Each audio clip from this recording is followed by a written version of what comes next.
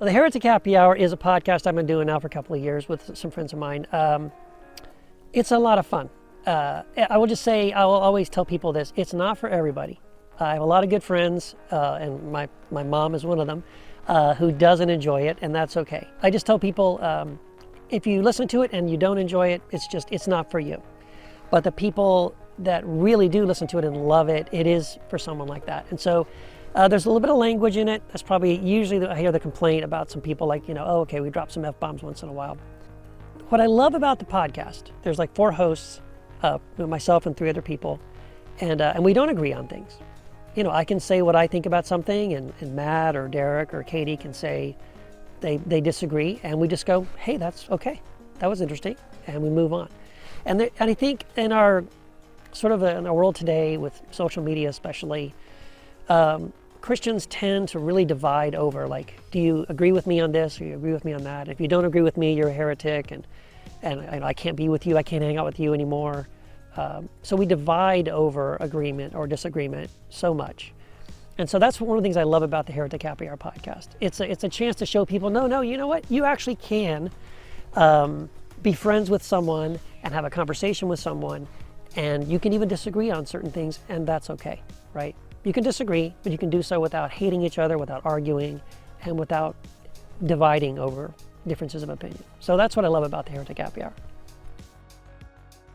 We can actually talk about things like, conspiracy theories or aliens or quantum physics, some of the things that we've talked about, or even some of the contemporary social, political, and economic issues that are facing the country. Those are the things that are really exciting. But we recently did a series on the parables of Jesus, and I would say that from a biblical standpoint, that is probably one of the most fun biblical topics that I've dealt with. I really believe that this is a platform that has the opportunity to break a lot of stereotypes about Christianity, about spirituality. I really love that we're interacting with actual people, like listeners are communicating with us about what's meaningful for them and what's on their minds. And so I've been 2 decades probably away from my really beginning serious deconstruction process. And I had forgotten actually quite how momentous it is to do that work, and how sacred it is. Actually, I think it's a very sacred process.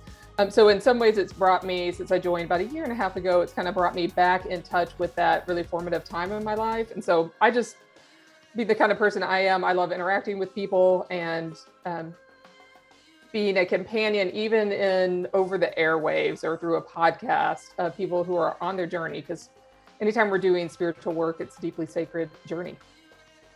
I grew up in music, right? Like I went to college for music.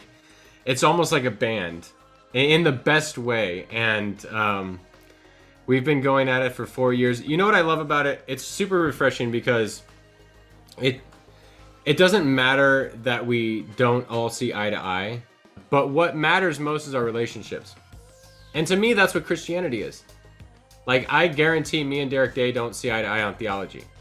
But the important thing is he's a friend and I can trust him. And to me, that's what Christianity should be. So we call it Heretic Happy Hour as a tongue-in-cheek thing because people would label us heretics, and they'll call in our hotline and tell us. One guy left over 70 voicemails on how terrible we are. But what they would miss is that everyone would give the shirt off their back to help you out. And to me, that's what Christianity is.